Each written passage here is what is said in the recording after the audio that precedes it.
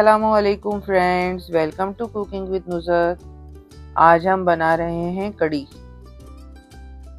पहले मैं आपको कड़ी के बारे में बताऊंगी, इसमें क्या क्या मसाले इस्तेमाल हुए हैं, और उसके साथ मैं आपको पकोड़े के बारे में भी बताऊंगी कि क्या क्या चीज़ें हम पकोड़ों में शामिल कर रहे हैं। दही हाफ केजी लिया है और हम तकरीबन 6 पर्सन्स के लिए ये कड़ी बना रहे हैं। इसमें आराम से तकरीबन 6 से 7 लोग खा सकते हैं।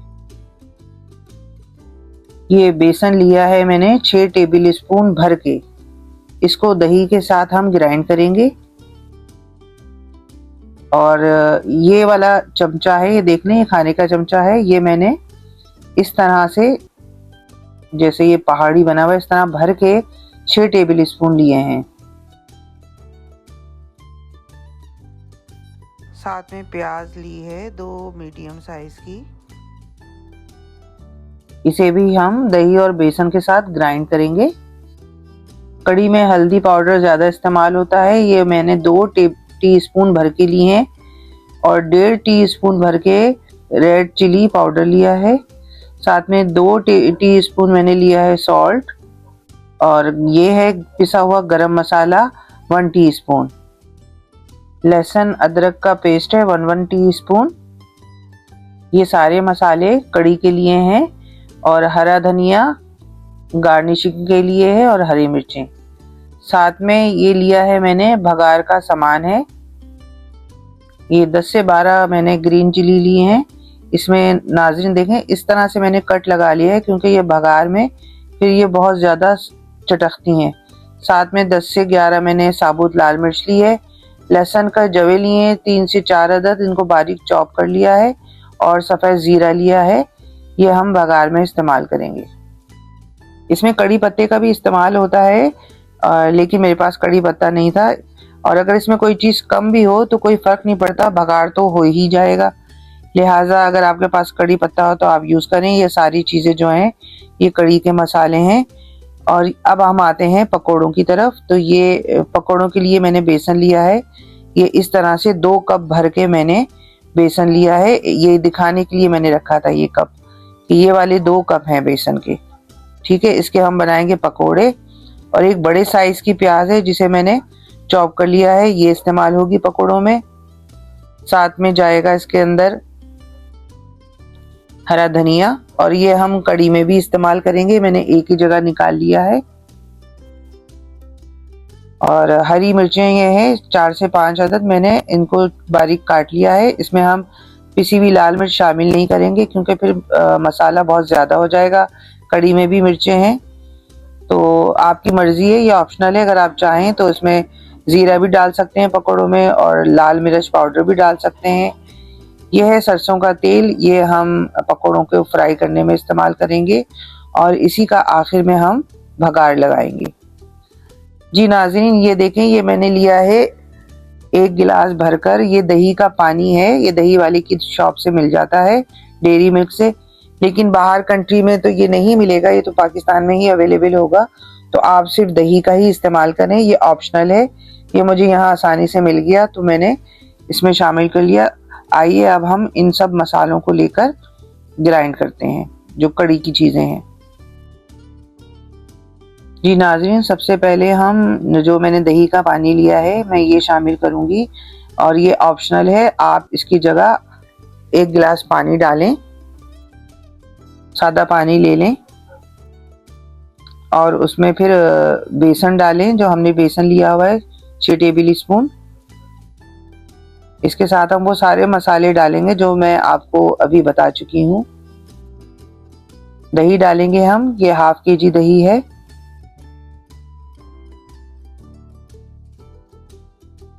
और साथ में हम हल्दी पाउडर है ये डालेंगे। पिसी हुई मिर्ची जो हैं वो डालेंगे। ये मैंने दही के प्याले में ही मज़ीद थोड़ा सा पानी डाल के शामिल किया है। रेड चिली पाउडर डाल दिया है मैंने। हल्दी पाउडर भी डाल देंगे। पिसा हुआ गरम मसाला ये भी साथ में डाल देंगे। नमक शामिल करेंगे। प्याज जो हमने 2 स्मॉल साइज की ली थी ये भी साथ में हम इसके ग्राइंड कर लेंगे। नाज़रीन, ग्राइंडर में पीसना बहुत आसान है, लेकिन जिनके पास ग्राइंडर नहीं है वो हाथ से भी बेसन को पहले दही में घोल सकते हैं। मिला लें, इनको अच्छी तरह से बीट कर लें और फिर उसके बाद ये बाकी मसाले साथ में बीट करके तो चढ़ा सकते हैं। लहसुन अदरक का पेस्ट भी मैंने शामिल कर दिया है। अब हम इसे सारी चीज़ों को ग्राइंड कर लेंगे।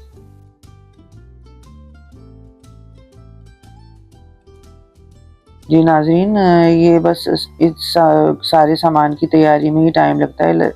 कड़ी बनाने में इतना टाइम नहीं लगेगा। सिर्फ कड़ी को चढ़ा देंगे और उसको हल्की आंच पे पकने छोड़ देंगे, सिर्फ यही होता है। और पकोड़े बनाकर उसमें शामिल कर दें। जी, ये बैटर हमारा तैयार हो गया है। अब हम इसे पैन में डालेंगे। पैन में डालने के बाद इसमें मैं तकरीबन 1.5 लीटर पानी शामिल करूँगी। 1 गिलास पानी मैं पहले शामिल कर चुकी हूँ। और इसको अब हम जब तक पकाएंगे जब तक इसमें उबाल नहीं आ जाता। तो नाज़रीन, जब तक हम अपने हाथ को नहीं रोकेंगे और मुस्तकिल चमचा हम चलाते रहेंगे। अगर हमने चमचा चलाना छोड़ दिया तो फिर इसमें लम्स पड़ जाएंगी, क्योंकि ये बेसन है। तो जब तक इसमें अच्छी तरह से उबाल नहीं आ जाता, खौलन नहीं आ जाती, जैसे बबल्स बनने लगे और ये बॉयल होने लगे, तो जब तक हम मुस्तकिल चमचा चलाते रहेंगे। तो ये मुझे चमचा चलाते हुए तकरीबन 10 से 15 मिनट हो गए नाज़रीन। और अब ये हल्का हल्का सा गाढ़ा होना शुरू हो गया है। आपको अंदाज़ा हो जाएगा कि ये अब ये थिक होना शुरू हो गया है। ये देखें, मैं आपको दिखा भी रही हूँ। और जैसे ही इसमें उबाल आना शुरू हो रहा है तो ये गाढ़ापन इसमें शुरू होता जा रहा है। ये देखें, जैसे ही इसमें उबाल आया तो ये तकरीबन कड़ी हमारी थिक होना शुरू हो गई है। और अब ये तकरीबन 30 से 40 मिनट तक हम इसे पकाएंगे हल्की आंच पर बिल्कुल। और क्योंकि इसमें अब उबाल आ चुका है तो आप इसे ढक सकते हैं, लेकिन मैं तो खुले में पकाती हूँ, मैं ढक्कन नहीं ढकती। आखिर में थोड़ा सा मैं 15 से 20 मिनट के लिए इसको हम ढक देंगे, क्योंकि कड़ी को सिर्फ पकने में ही वक्त लगता है। ये अच्छे से पकेगी। अब मैं इसको थोड़ा ढककर और ज़रा सा खोल दूंगी एक साइड से। अब ये जो है बॉयल होके बाहर नहीं गिरेगी। चलिए नाज़रीन, आए हम अब पकौड़ों की तैयारी करते हैं। ये मैंने 1 कप बेसन लिया है और 1 कप बेसन आपको दिखाने के लिए अलग मैंने कप में भर के रखा था। अब इसे भी हम शामिल कर लेंगे।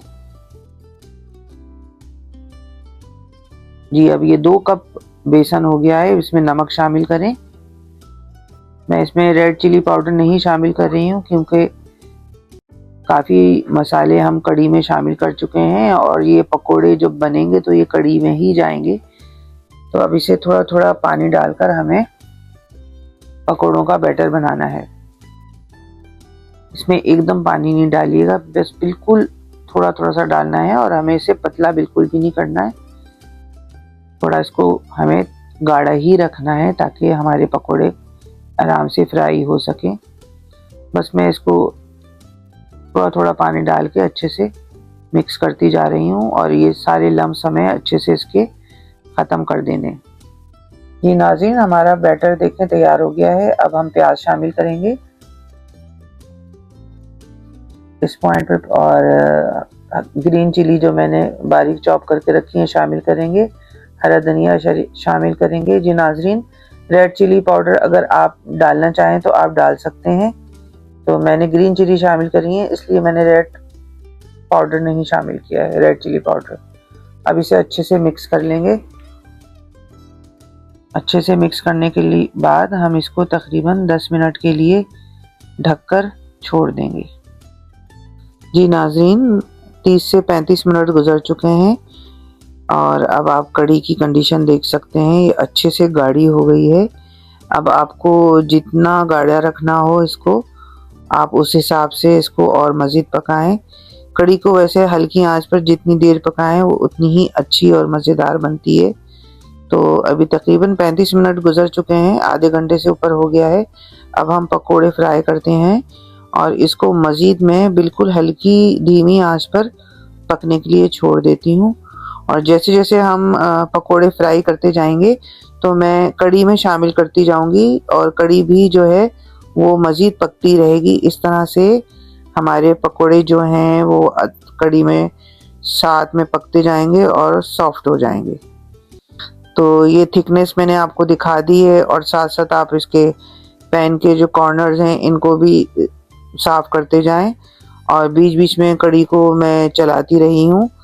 अब इसको 10 मिनट के लिए मैं रख दूंगी और मज़ीद पकने के लिए, और इतनी देर में हम अपने पकोड़ों की तैयारी करेंगे। तो अब इसको ढक देते हैं हम, और आप चाहें तो ये थोड़ा सा जो देखें किनारे से मैंने खोला हुआ है जी। अब मैंने पकोड़े फ्राई करना शुरू कर दिए हैं। बहुत ही ध्यान से आप आहिस्ता आहिस्ता डालें। नाज़रीन माफ़ कीजिएगा, मेरी आवाज़ बहुत ज़्यादा ख़राब हुई है, गला बहुत ख़राब हुआ है। तो बस पकोड़ों को जब ये सेटल हो जाएं पकोड़े तो फिर इनको पलट दें और इसे जो है मीडियम लो फ्लेम पर हमें पकाना है, नहीं तो ये अंदर से कच्चे रह जाएंगे और ऊपर से पक जाएंगे जी। अब ये हल्के लाइट हमारे ब्राउन हो गए हैं, गोल्डन ब्राउन आपको नज़र आ रहे हैं पकोड़े। तो बस अब इसे निकाल कर हम कढ़ी में शामिल करेंगे और कढ़ी जो है वो धीमी आंच पर अभी मज़ीद पक रही है, तो मैं उसके बीच में ही इनको शामिल करके और फिर आधा ढक दूंगी, पैन को आधा ढक दूंगी ताकि पकोड़े भी साथ में उसके पकते जाएं और फिर ये इस तरह से सॉफ्ट हो जाएंगे। ये आप देख सकते हैं मैं किस तरह से इन पकोड़ों को शामिल कर रही हूँ। ये देखें, एक बार मैं पहले ही पकोड़े शामिल कर चुकी हूँ, दूसरी बार शामिल किए हैं। माशाल्लाह से देखिए। अच्छा, मैं बहुत ज़्यादा गाढ़ी नहीं रखती हूँ कि बहुत ही ज़्यादा गाढ़ी हो जाए। ये इस तरह से मैं आपको दिखा रही हूँ कि जो मैंने रखे हैं, कढ़ी की थिकनेस जो है इससे ज़्यादा नहीं रखती।